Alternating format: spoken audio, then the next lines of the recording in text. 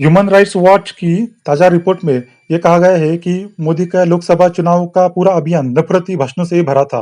उन्होंने इस बारे में डिटेल रिपोर्ट जारी की है कि 2024 के लोकसभा चुनाव के दौरान मोदी ने कैसे अल्पसंख्यकों के खिलाफ हिंसा, भेदभाव, दुश्मनी और भड़काने जैसे बयान दिए, बार बार बयान दिए, और फिर भी चुनाव आयोग ने उनके ऊपर कुछ भी कार्रवाई नहीं की। ह्यूमन राइट्स वॉच एक बहुत बड़ी संस्था है जो मानवीय अधिकारों के खिलाफ जो जग भर में, जो दुनिया भर में जो जो जहाँ पे घटनाएं घटती है, उनका पूरा ब्यौरा वो दुनिया के सामने लाती है। तो रिपोर्ट में आगे कहा गया है कि कई भाजपा की राज्य सरकारों ने अब मुस्लिमों के घरों, कारोबार और पूजा स्थलों को उद्ध्वस्त किया है और एक बुलडोजर न्याय देश में लागू कर रहे हैं, जहां में पिछले कुछ दिनों में 28 हमलों में 12 मुस्लिमों की जान गई है और एक सिख की भी जान गई है। ह्यूमन राइट्स के एशिया डायरेक्टर ने भी कहा है कि भाजपा के नेताओं में और उनके नफरती भाषणों के खिलाफ आचार संहिता के लागू होने के बाद भी उन्होंने 173 भाषण मोदी ने दिए थे। उसमें से 110 भाषणों में उन्होंने मुस्लिम मालिक के खिलाफ नफरती भाषण दिए हैं। उसके ऊपर उनके और कार्रवाई अभी तक चुनाव आयोग ने नहीं की है। ये भारत का जो लोकतांत्रिक धर्मनिरपेक्ष जो ढांचा है, उसके ये पूरा खिलाफ है। देश की नींव के ही ये खिलाफ है। फिर भी चुनाव आयोग ने इसके ऊपर कार्रवाई नहीं की है। ये एक तरह से क्या देश के साथ गद्दारी है चुनाव आयोग की? आपको क्या लगता है? कृपया कमेंट करके लिखिए। झारखंड में भी उन्होंने 14 मई को अपने भाषण में मोदी ने कहा कि मूर्तियां तोड़ी जा रही है और कुछ कुछ झूठ बोलते रहते। 17 मई को भी उन्होंने उत्तर प्रदेश में कहा कि मंदिर को कांग्रेस जीत के आई तो मंदिर को तोड़ देंगे, मंदिर पर बाबरी ताला लगा देंगे। 7 मई को मध्य प्रदेश की धार में उन्होंने कहा कि कांग्रेस का इरादा खेलों में भी अल्पसंख्यकों को आरक्षण देना है, प्रावधान का है।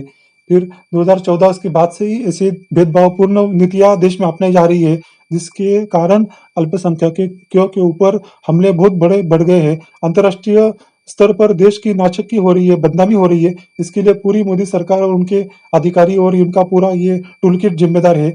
इसके नफरती भाषण के ऊपर सबसे बड़ी जिम्मेदारी जिसकी थी कार्रवाई करने की, उसी चुनाव आयोग ने उनके ऊपर कार्रवाई नहीं की है। ये बहुत बड़ी बात इस ह्यूमन राइट्स वॉच की रिपोर्ट में कही है। इसका सबको संज्ञान लेना चाहिए। गोदी मीडिया ने ये न्यूज को भी दबा के रखा है, अभी तक दिखाया नहीं है इस न्यूज को। 14 अगस्त को ये रिपोर्ट पब्लिश हुई है।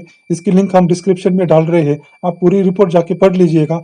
उसके बाद मोदी ने फिर से झूठ बोला मध्य प्रदेश में 7 मई को कि कांग्रेस की चलती तो कांग्रेस के पहले वोट बैंक कोई दूसरा ही है, इसलिए बार बार झूठ बोलती रहती है।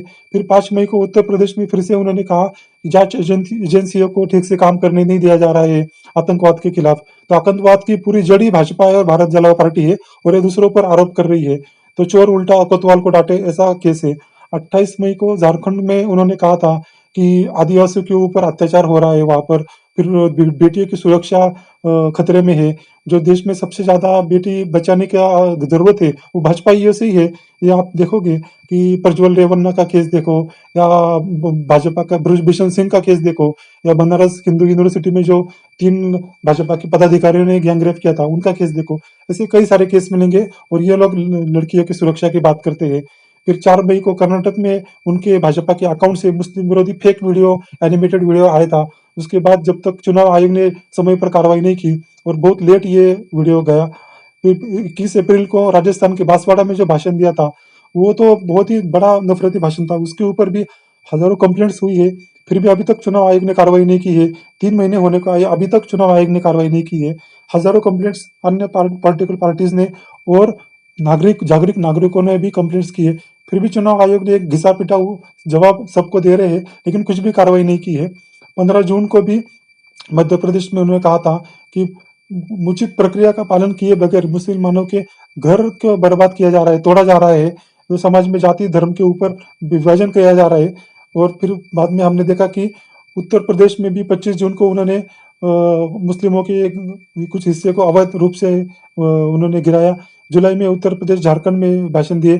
सुप्रीम कोर्ट ने भी 22 जुलाई को इस पर अंतरिम रोक लगा दी, जब उन्होंने कांवड़ यात्रियों के उस कहा था कि वो अपने नाम पब्लिश करे, कौन मालिक है।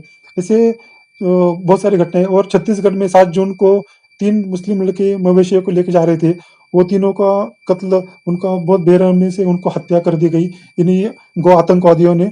और अलीगढ़ के में उत्तर प्रदेश में 18 जून को भी ऐसे ही वाक्य हुआ।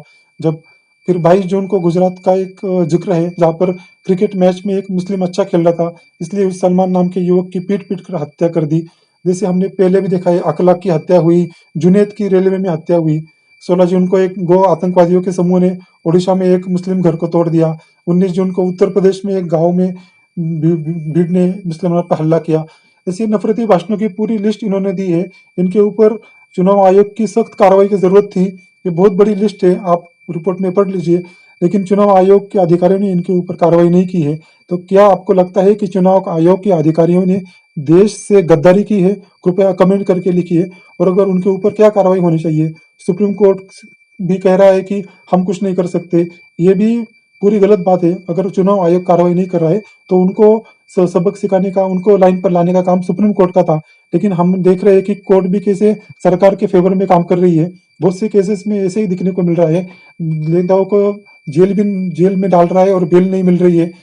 और इसके खिलाफ आवाज उठाने वालों को, कार्यकर्ताओं को भी जेल में डाला जा रहा है फर्जी केसेस में।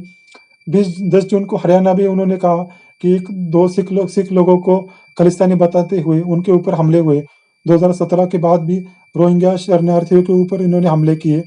फिर गृह राज्य मंत्री ने कहा कि रोहिंग्या वालों को, इनको यहाँ रहने का कोई मतलब ही नहीं है।